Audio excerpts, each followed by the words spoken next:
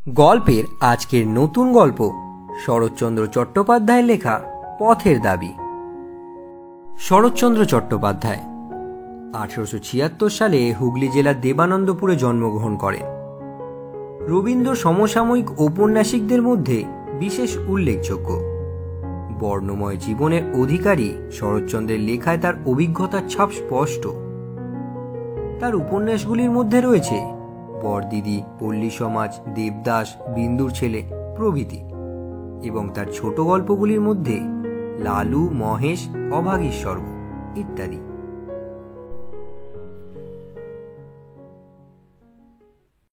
Police স্টেশনে প্রবেশ করে দেখা গেল সম্মুখের হল ঘরে জনা ছয়েক বাঙালি মোটঘাট নিয়ে বসে আছে।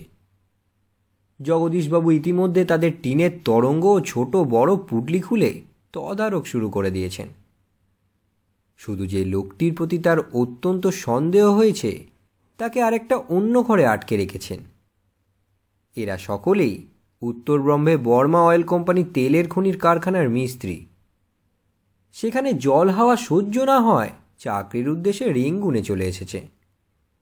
এদের নাম ধাম ও বিবরণ নিয়ে সঙ্গে জিনিসপত্রের পরীক্ষা করে ছেড়ে দেওয়া হলো। পলিটিক্যাল সাসপেক্ট সব্যসাচী মল্লিককে নিমাইবাবুর সম্মুখে হাজির করা হলো। লোকটি কাস্তে কাস্তে আসলো। লোকটিকে দেখতে অত্যন্ত ফর্সা, রোদে পুড়ে যেন তামাটে হয়ে গেছে। বয়স আন্দাজ 30-32-এর অধিক নয়, কিন্তু লোকটা ভারী রোগা। এইটুকু কাশির পরিশ্রমেই সে হাঁপাতে লাগলো। সহসা আশঙ্কা হয় সংসারের মেয়াদ বোধ করি বেশি দিন আর নেই।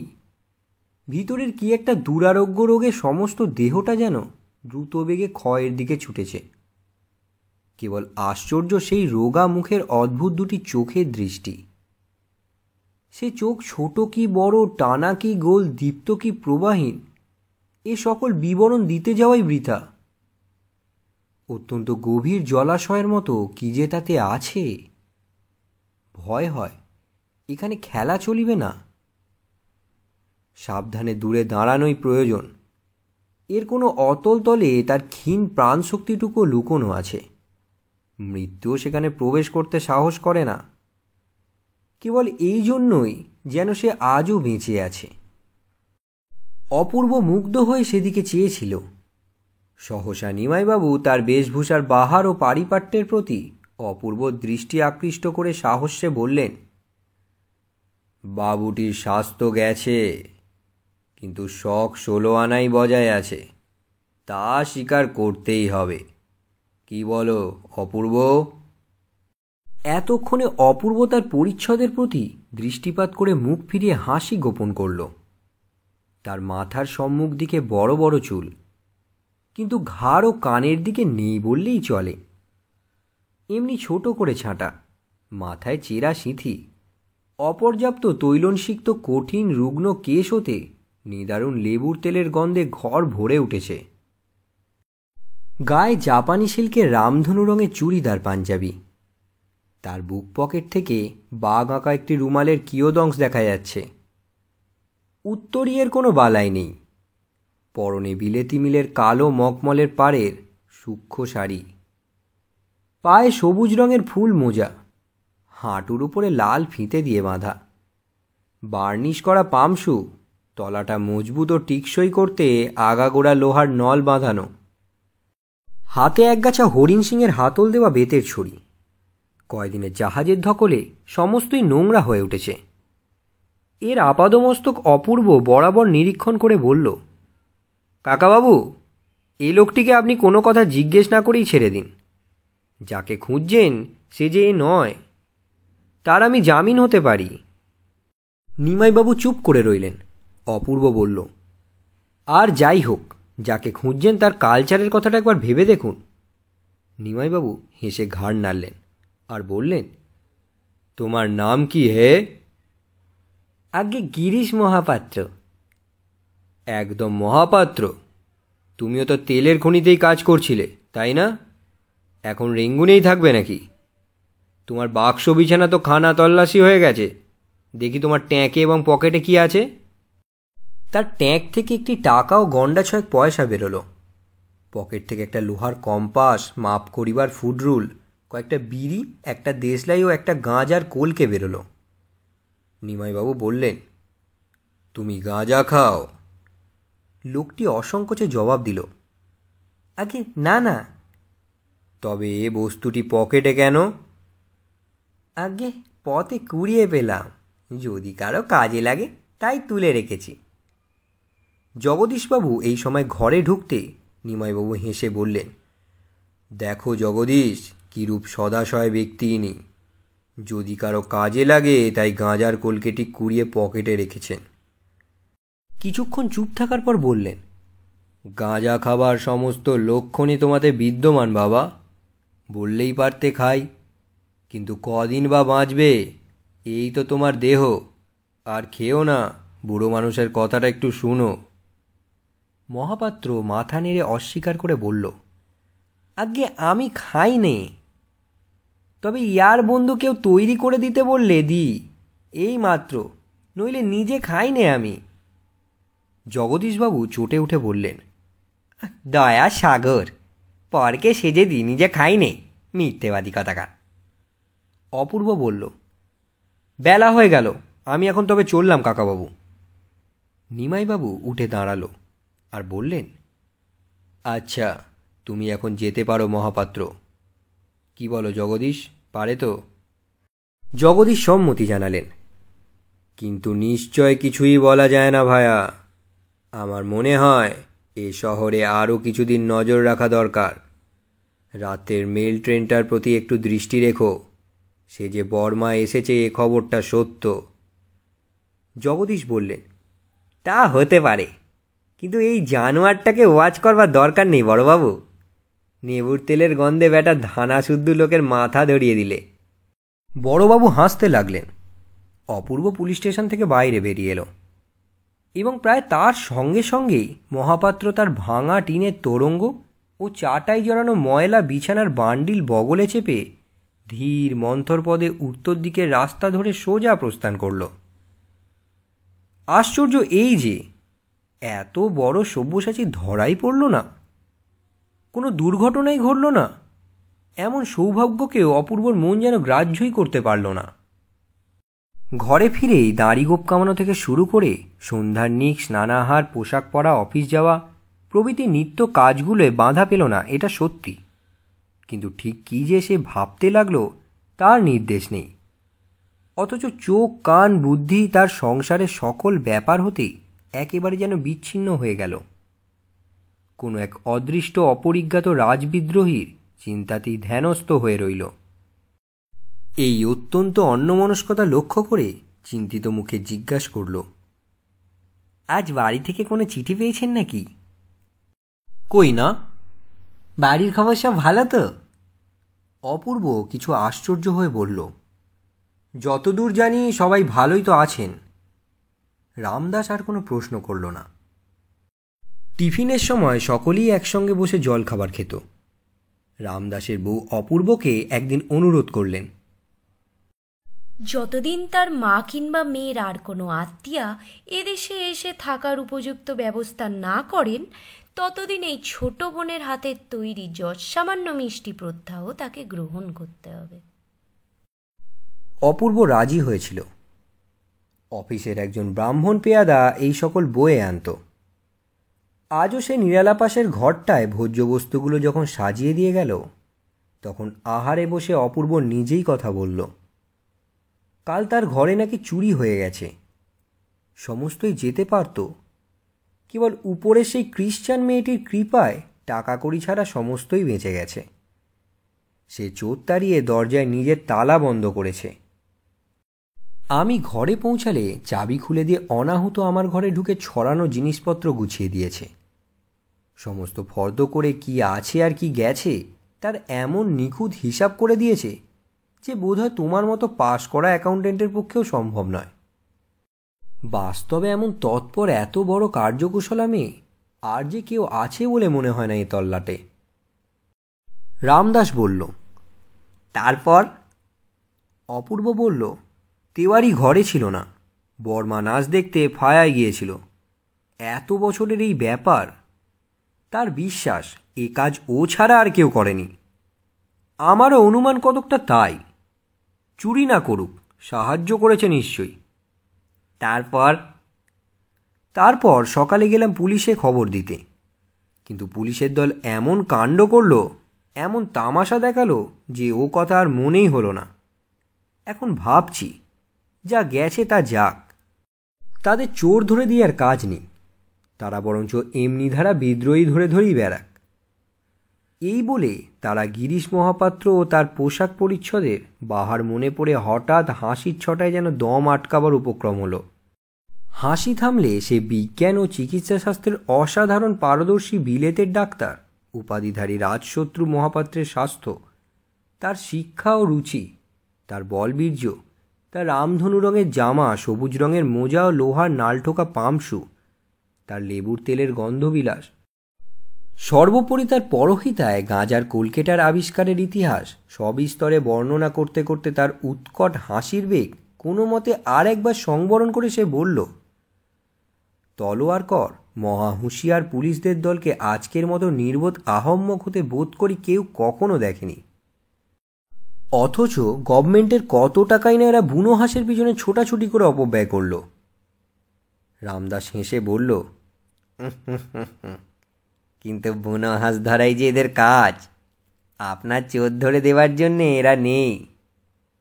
আচ্ছা, এরা কি আপনাদের বাংলাদেশের পুলিশ? অপূর্ব বলল, হ্যাঁ।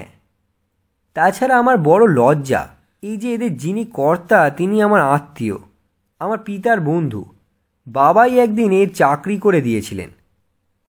রামদাস বলল, তাহলে আপনাকেই হয়তো আর একদিন তার প্রায়শ্চিত্ত করতে হবে। কিন্তু কথাটা বলে ফেলে সে একটু অপ্রতিভ হয়ে চুপ করল। আত্মীয়ের সম্বন্ধে এইরূপ একটা মন্তব্য প্রকাশ করা হয়তো শোভন হয়নি। অপূর্ব তার মুখের প্রতি চেয়ে অর্থ বুঝল, কিন্তু এই ধারণা যে সত্য নয় তা সতেজে ব্যক্ত করতে সে জোর করেই বলল, আমি তাকে কাকা বলি, আমাদের তিনি আত্মীয়, শুভাকাঙ্ক্ষী, কিন্তু তাই বলে আমার দেশের চেয়ে তো তিনি আপনার নন। বরঞ্চ যাকে তিনি দেশের টাকায় দেশের লোক দিয়ে শিকারের মতো তাড়া করে বেড়াচ্ছেন, তিনি ঢের বেশি আমার আপনার। রামদাস মুচকি একটু হেসে বলল, বাবুজি, এসব কথা বলার দুঃখ আছে। অপূর্ব বলল, তাকে তাই নেব, কিন্তু তাই বলে তলোয়ার কর শুধু কেবল আমাদের দেশে নয়, পৃথিবীর যে কোনো দেশে যে কোনো যুগে যে কেউ জন্মভূমিকে তার স্বাধীন করবার চেষ্টা করেছে, তাকে আপনার নয় বলবার সাধ্য আর যার থাক, আমার নেই। বলতে বলতে কণ্ঠস্বর তার তীক্ষ্ণ এবং চোখের দৃষ্টি প্রখর হয়ে উঠল। মনে মনে বুঝল কী কথা এসে পড়েছে, কিন্তু সামলাতে পারল না নিজেকে। সে বলেই চলল, তোমার মতো সাহস আমার নেই, আমি ভীতু, কিন্তু তাই বলে অবিচারে দণ্ডভোগ করার অপমান আমাকে কম বাজে না রামদাস। বিনা দোষে ফিরিঙ্গি ছোঁড়ারা আমাকে যখন লাথি মেরে প্ল্যাটফর্ম থেকে বার করে দিলে এবং এই অন্যায়ের প্রতিবাদ যখন করতে গেলাম আমি, তখন সাহেব স্টেশন মাস্টার কেবলমাত্র আমাকে দেশি লোক বলেই দেশের স্টেশন থেকে কুকুরের মতো দূর করে দিল। তার লাঞ্ছনা এই কালো চামড়ার নিচে কম জ্বলে না তলোয়ার কর। এমন তো নিত্য নিয়তই ঘটছে। আমার মা, আমার ভাই বোনকে যারা এইসব সহস্র কোটি অত্যাচার থেকে উদ্ধার করতে চায়, তাদের আপনার বলে ডাকবার যে দুঃখই থাক, আমি আজ থেকে মাথায় তুলে নিলাম। রামদাসের সুশ্রী গৌরবর্ণ মুখ ক্ষণকালের জন্য আরক্ত হয়ে উঠল। বলল, কই, এই ঘটনা তো আমাকে বলেননি। অপূর্ব বলল, বলা কি সহজ রামদাস, হিন্দুস্তানের লোক সেখানে কম ছিল না, কিন্তু আমার অপমান কারো গায়েই ঠেকল না, এমনি তাদের অভ্যাস হয়ে গেছে। লাথির চোটে আমার যে হাড় পাঁজর ভেঙে যায়নি, এই সুখবরে তারা খুব খুশি হলো। তোমাকে জানাবো কি, মনে হলে দুঃখে লজ্জায় ঘৃণায় নিজেই যেন মাটির সঙ্গে মিশে যাই। রামদাস চুপ করে রইল, কিন্তু তার দুই চোখ ছলছল করে আসলো। সম্মুখের ঘড়িতে 3টে বাজতেই সে উঠে দাঁড়ালো। বোধহয় কি একটা বলতে গেল, কিন্তু কিছুই না বলে হঠাৎ হাত বাড়িয়ে অপূর্বর ডান হাতটা টেনে নিয়ে একটা চাপ দিয়ে নিঃশব্দে নিজের ঘরে চলে গেল। সেই দিন বিকালে অফিসের ছুটি হবার আগে বড় সাহেব একখানা লম্বা টেলিগ্রাম হাতে অপূর্বর ঘরে ঢুকলেন। ঢুকে বললেন, আমাদের ভামর অফিসে কোনো শৃঙ্খলাই হচ্ছে না। ম্যান্ডালে শোয়েব, মিথিলা এবং এদিকে প্রোম সব কটা অফিসেই গোলযোগ ঘটছে। আমার ইচ্ছা তুমি একবার সবগুলো দেখে আসো। আমার অবর্তমানে সমস্ত ভারই তো তোমার, একটা পরিচয় থাকা চাই। সুতরাং বেশি দেরি না করে কাল পরশু যদি একবার দেখে আসতে। অপূর্ব তৎক্ষণাৎ সম্মত হয়ে বলল, আমি কালই বের হয়ে যেতে পারি। বস্তুত নানা কারণে রেঙ্গুনে তার আর এক মুহূর্ত মন টিকছিল না। উপরন্তু এই সূত্রে দেশটাও একবার দেখা হবে। অতএব যাওয়াই স্থির হলো এবং পরদিনই অপরাহ্নবেলায় সুদূর ভামনগরের উদ্দেশ্যে যাত্রা করে সে ট্রেনে চেপে বসল। সঙ্গে থাকলো আরদালি এবং অফিসের একজন হিন্দুস্তানি ব্রাহ্মণ পেয়াদা। তেওয়ারি খবরদারির জন্য বাসাতেই রইল। পা ভাঙা সাহেব হাসপাতালে পড়ে, সুতরাং তেমন আর কোনো ভয় নেই। বিশেষত এই রেঙ্গুন শহরটা বরং সয়েই যাচ্ছিল, কিন্তু আরও অজানা স্থানে পা বাড়াবার প্রবৃত্তিই ছিল না। তলোয়ারকর তেওয়ারির পিঠ ঠুকে দিয়ে সাহস দিয়ে বলল, তোমার চিন্তা নেই ঠাকুর, কোনো কিছু হলে এই অফিসে গিয়ে আমাকে সংবাদ দিও। গাড়ি ছাড়তে বোধ করি তখনও মিনিট 5 বিলম্ব ছিল। অপূর্ব হঠাৎ চকিত হয়ে বলে উঠল, ওই যে! তলোয়ারকর ঘাড় ফেরাতেই বুঝল এ সেই গিরিশ মহাপাত্র। সেই বাহারে জামা, সেই সবুজ রঙের ফুল মোজা, সেই পামশু এবং ছড়ি, প্রভেদের মধ্যে এখন কেবল সেই বাঘ আঁকা রুমালখানি বুক পকেট ছেড়ে কণ্ঠে জড়ানো। মহাপাত্র এই দিকেই আসছিল। সামনে আসতেই অপূর্ব ডেকে বলল, কি হে গিরিশ, আমাকে চিনতে পারো? কোথায় যাচ্ছ? গিরিশ শশব্যস্তে একটা মস্ত নমস্কার করে বলল, আগে চিনতে পারি বই কি বাবুমশাই, কোথায় আগমন হচ্ছেন? অপূর্ব সাহসে বলল, আপাতত ভামো যাচ্ছি। তুমি কোথায়? গিরিশ বলল, আগে এনজাং থেকে 2 জন বন্ধু লোক আসার কথা ছিল। আমাকে কিন্তু বাবু ঝুটমুট হয়রান করা। হ্যাঁ, আনে বটে কেউ কেউ আপিং সিদ্ধি লুকিয়ে, কিন্তু আমি বাবু ভারী ধর্মভীরু মানুষ। বলি, কাজ কি বাপু জোচ্চুরিতে? কথায় বলে পরধর্ম ভয়াবয়, লল্লাটের লেখা তো খণ্ডাবে না। অপূর্ব হেসে বলল, আমারও তো তাই বিশ্বাস, কিন্তু তোমার বাপু একটা ভুল হয়েছে। আমি পুলিশের লোক নই, আফিম সিদ্ধির কোনো ধারধারি নেই। সেদিন কেবল তামাশা দেখতেই গিয়েছিলাম। তলোয়ারকর তীক্ষ্ণ দৃষ্টিতে তাকে দেখছিল। বলল, বাবুজি, मैंने आपको तो जरूर कहाँ देखा है। गिरीश বলল, आश्चर्य नहीं है बाबू साहेब, नौकरीर वास्ते कितना जाएगा तो घूमता है। অপূর্বকে বলল, কিন্তু আমার উপর মিথ্যে সন্দেহ রাখবেন না বাবু মশাই। আপনাদের নজর পড়লে চাকরিও একটা জুটবে না। বামুনের ছেলে, বাংলা লেখাপড়া, শাস্ত্র টাস্ত্র সবই কিছু কিছু শিখেছিলাম, কিন্তু এমন অদেষ্ট যে।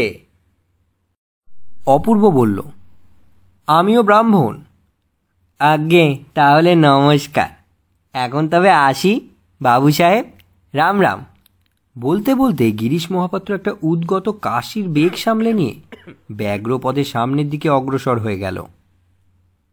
অপূর্ব বলল, এই সব্যসাচীটির পিছনেই কাকাবাবু সদল বলে এদেশে ওদেশে করে বেড়াচ্ছেন তলোয়ারকর। বলেই সে হাসল, কিন্তু এই হাসিতে তলোয়ারকর যোগ দিল না। পরক্ষণে বাঁশি বাজিয়ে গাড়ি ছেড়ে দিল। সে হাত বাড়িয়ে বন্ধুর করমর্দন করল, কিন্তু তখনও মুখ দিয়ে তার কথাই বেরোলো না। নানা কারণে অপূর্ব লক্ষ্যই করল না, কিন্তু করলে দেখতে পেত এই মুহূর্তের মধ্যেই রামদাসের প্রশস্ত উজ্জ্বল ললাটের উপরে যেন কোন এক অদৃশ্য মেঘের ছায়া এসে পড়েছে, এবং সেই সুদূর দুর্নিরক্ষ লোকেই তার সমস্ত মনশ্চক্ষু একেবারে উদাও হয়ে গিয়েছে। অপূর্ব প্রথম শ্রেণীর যাত্রী, তার কামরায়ও আর কোনো লোক ছিল না। সন্ধে উত্তীর্ণ হলে সে পিরানের মধ্যে হতে পইতে বার করে বিনা জলেই সায়ং সন্ধ্যা সমাপন করল। এবং যে সকল ভোজ্যবস্তু স্বাস্থ্যমতে স্পর্শদুষ্ট হয় না জেনেও সে সঙ্গে এনেছিল। পিতলের পাত্র হতে বার করে আহার করল। জলপান তার ব্রাহ্মণ আর্দালি আগেই রেখে গিয়েছিল এবং শয্যাও সে প্রস্তুত করে দিয়ে গিয়েছিল। অতএব রাত্রির মতে অপূর্ব ভোজনাদি শেষ করে হাত মুখ ধুয়ে পরিতৃপ্ত সুস্থাচিত্তে শয্যা আশ্রয় করল। তার ভরসা ছিল সকাল পর্যন্ত তার আর ঘুমের ব্যাঘাত ঘটবে না। কিন্তু তা যে কত বড় ভ্রম তা কয়েকটা স্টেশন পরেই সে অনুভব করল। সেই রাতের মধ্যে বার তিনেক তার ঘুম ভাঙিয়ে পুলিশের লোক তার নাম ধাম ঠিকানা সব লিখে নিয়ে গেল। একবার সে বিরক্ত হয়ে প্রতিবাদ করায় বর্মা সব ইন্সপেক্টর সাহেব কটূক্তি করে জবাব দেয়, তুমি তো ইউরোপিয়ান নও। অপূর্ব বলে, না, কিন্তু আমি তো ফার্স্ট ক্লাস প্যাসেঞ্জার, রাত্রে তো আমার তুমি ঘুমের বিঘ্ন করতে পারো না। সে হেসে বলল, ও নিয়ম রেলওয়ে কর্মচারীর জন্য, আমি পুলিশ। ইচ্ছা করলে আমি তোমাকে টেনে নিচেও নামিয়ে দিতে পারি।